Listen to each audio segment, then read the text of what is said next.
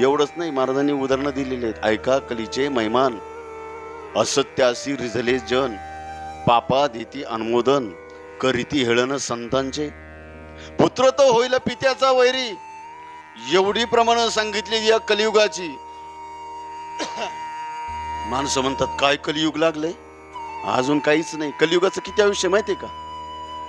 कलियुगाचं आयुष्य किती आहे? 4,32,709 वर्ष. किती?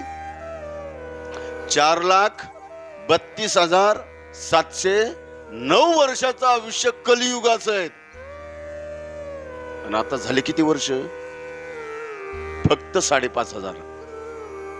4,32,709 वर्षापैकी फक्त 5,500 वर्ष झाले. कलियुग अजून लय लांब आहे. माणसं आताच घाबरायला लागले, काय कलियुग लागले, काय कलियुग लागले.